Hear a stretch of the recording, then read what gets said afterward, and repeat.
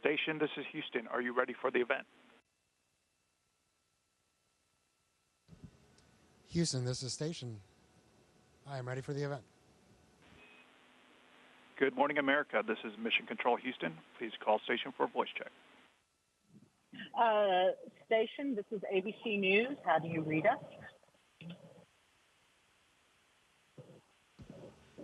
Hi, good morning. I hear you loud and clear. How do you hear me? I hear you loud and clear as well. So let's start with, you know, you're going to break a record, and I know records are made to be broken, but how significant is this record in terms of what we learn about human beings and our endurance for long-term space travel? Well, hey, Gina, good morning, and welcome back. It's great to have you with us on the International Space Station once again. You know, it's an honor to be able to be considered one of the people that's going to have spent a year in space. And so, yeah, for sure, this record will soon be broken again.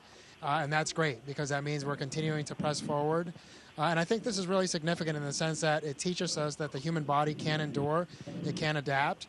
And as we prepare to push back to the moon and then from then onward onto hopefully Mars and further on in the solar system, I think it's really important that we learn just how the human body learns to adapt and how we can optimize that process so that we can improve our performance as we explore further and further out from Earth.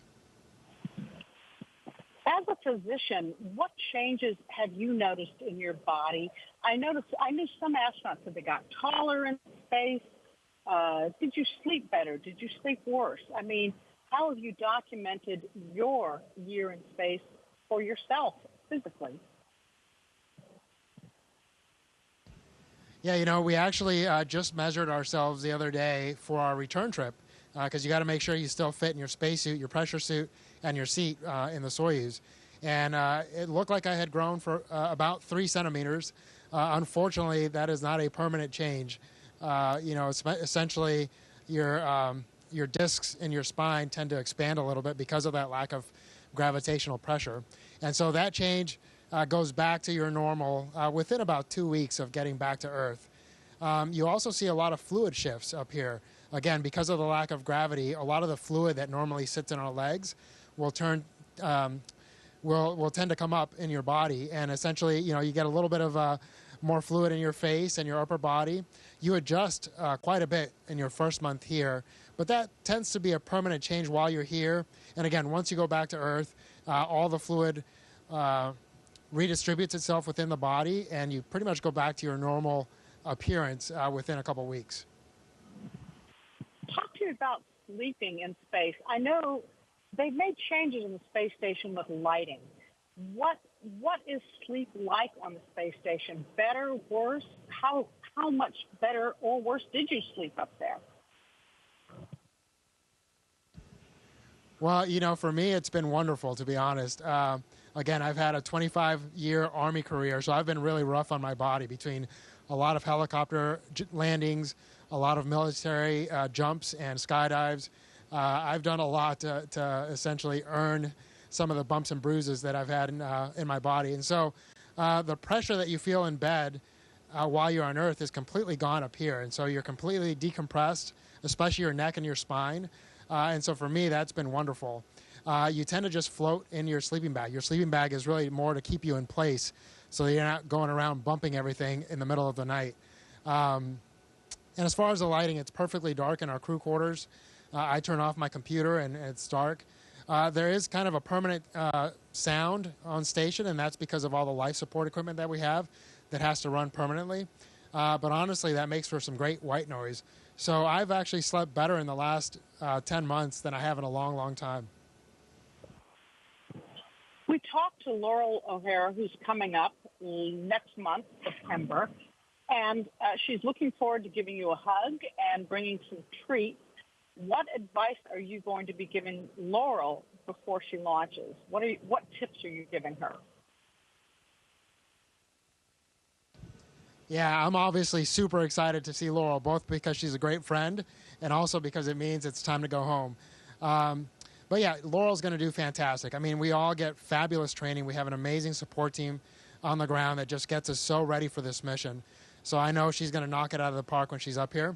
And I would just tell her to really just take the time to enjoy it. Just like any job, it's really easy to lose yourself in the work and focus so much on getting it right and doing a great job, which obviously is very important up here. But every once in a while, you just got to force yourself to look up, or in this case, look down the window, out of the cupola, and just enjoy the beautiful view. And really just take a moment to appreciate how blessed and how lucky we are to have this opportunity and enjoy where we are.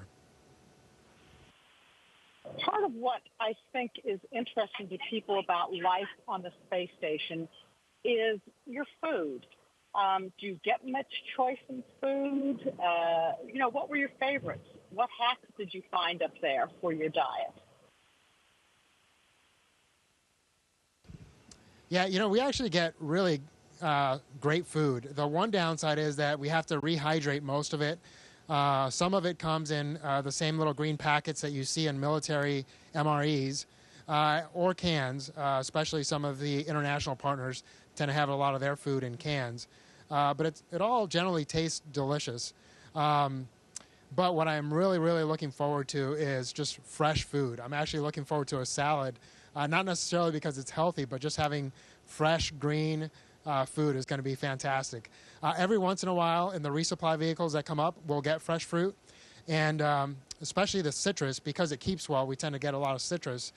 You'll spend just as much time smelling the peel of an orange as you do enjoying the orange itself. And that's just because of that freshness and that smell of home that you get for those few minutes. I think some astronauts that I've spoken to, I'm going to jump over to spacewalk because that really is a highlight of anyone's career. Can you take me back on what that first moment was, the first time you stepped outside? Yeah, it's amazing that it's been so long already. And I was blessed to be able to do 3 spacewalks myself and then take part in 8 spacewalks total while we've been up here. And it's almost just as neat to watch your friends go out the door as it is to go out the door yourself. And to a large degree, to be honest, it's a little more nerve-wracking because you're responsible for putting them in the suit, making sure that everything's done properly so that they're safe out there. So in some ways, I felt a lot more pressure when I was putting my buddies in the spacesuit to go outside than I did when I was going outside myself. But I'll tell you, the views are just out of this world, literally. And that's because you have your full peripheral vision. When you're looking out of the cupola, it's an absolutely beautiful view, but you're generally limited to just kind of looking down. Whereas when you're outside, the helmet just allows us to see a little bit wider than 180. And so you're able to have an unobstructed view of the Earth and the universe. And it just makes you really appreciate how tiny we are, where we are, also how fast we're going. I mean, the movement, you just appreciate it so much more when you're outside. So absolutely, I would agree. Those 3 spacewalks for me were the highlight of this year up here. I'm trying to remember, for your first spacewalk when you went out, were you in light or darkness?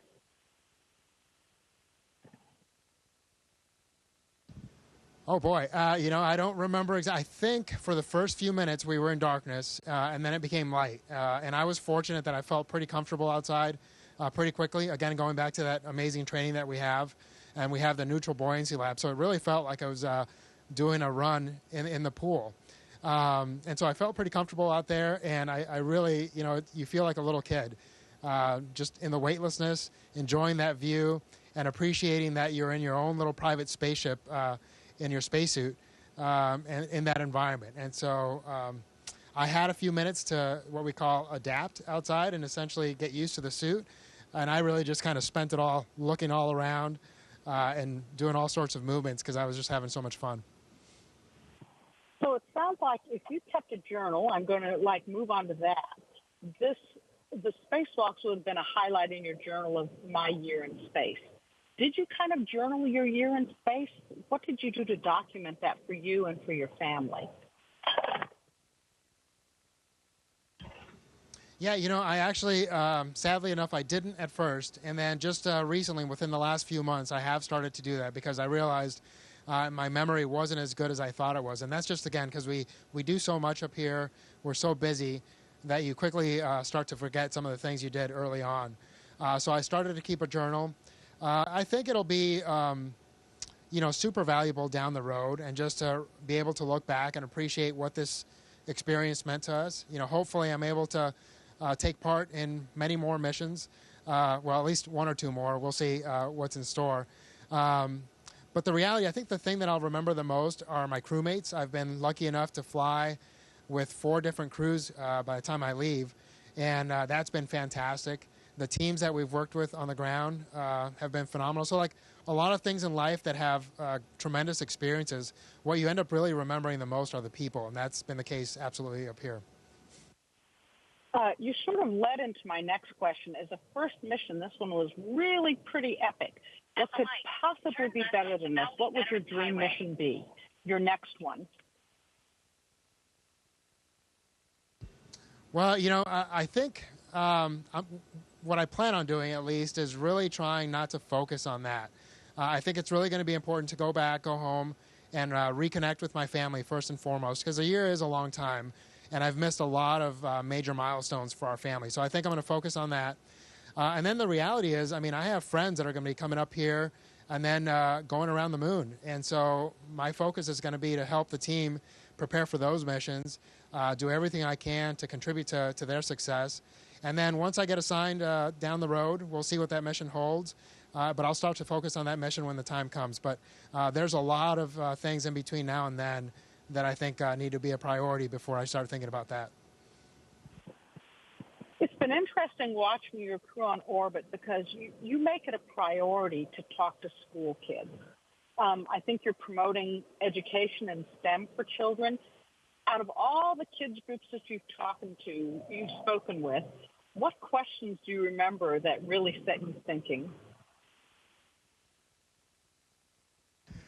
I'm laughing because I actually had a meeting just yesterday with some kids, cutest kids you've ever seen. They were all, a lot of them, I should say, were in the 4 to 6 year old group. So I had 2 questions that I really loved. One was, had I seen any T-Rexes in space? And unfortunately, I had to say no to that. And then the other one was if I had seen any mermaids, because I had described what looking at the ocean is like from up here. And so, unfortunately, I had not seen either T-Rexes or mermaids. But I just love the fact that we can enjoy the kids' curiosity and hopefully inspire them to great things later on in the future. I think it's interesting because one thing that the space station has proven to be very valuable with in the past, hopefully we have a slow hurricane season this year, but Earth observations from space and what it teaches us about our planet. What do you think you've learned about our planet from observing Earth for a year?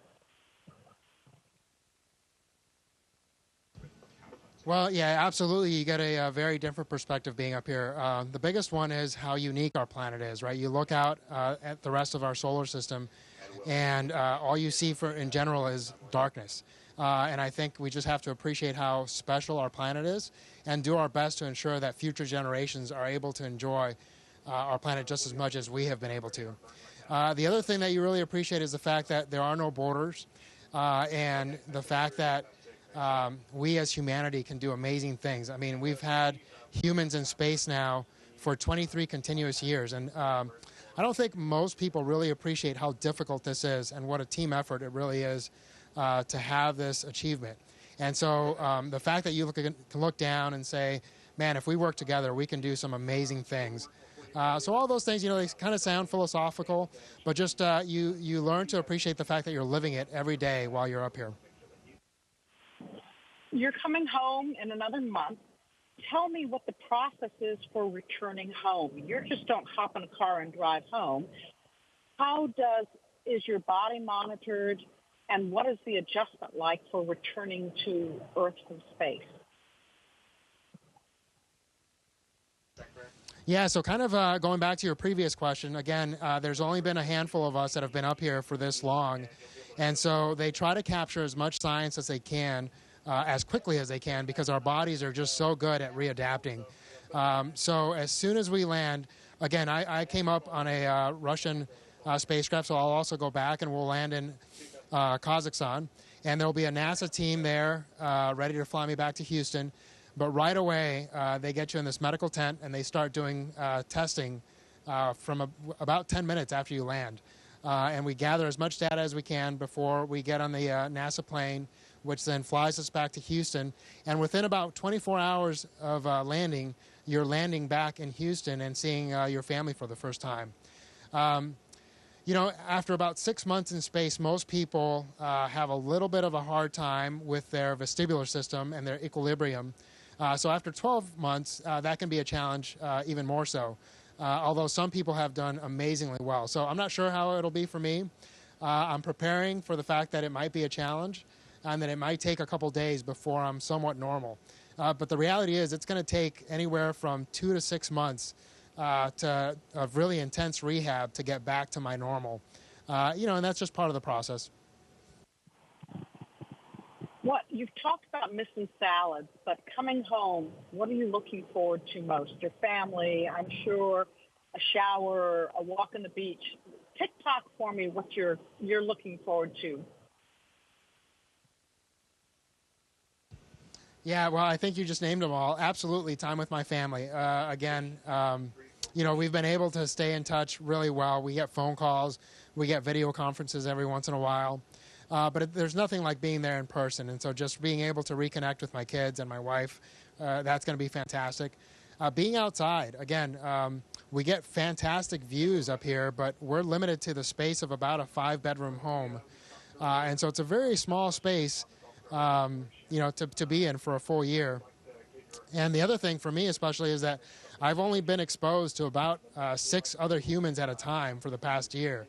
And so it's going to be a little bit of a readaptation to be around crowds and big groups of people. So I'm looking forward to slowly but surely getting to see all my friends and reconnecting with them too. And in closing, are there any favorite gymnastic tricks you've learned as you've mastered zero-G up there? Anything you care to show us? Well, you know, I think one of the hardest things for people to really understand is the fact that you just don't have a sensation of up and down, right? So if I jump up on the sidewall here, my body quickly adjusts to the fact that now this is my up and down. And so you might see me essentially standing on the wall, but it's amazing how quickly your brain adapts to just reference this now being up and down for me. And so something as simple as this for me is just super cool to appreciate, again, how adaptable our bodies and our brains are. So yeah, of course, you know, every once in a while we'll zoom around the space station as fast as we can, especially as you get more comfortable. But there's so much sensitive equipment up here. You really try to take it easy to make sure that everything stays where it's supposed to be. Frank Rubio, thank you so much for your time today. Godspeed.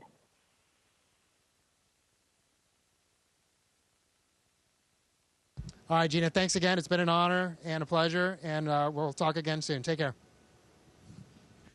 Station, this is Houston ACR. That concludes the event. Thank you. Thank you to all participants from Good Morning America. Station, we're now resuming operational audio communications.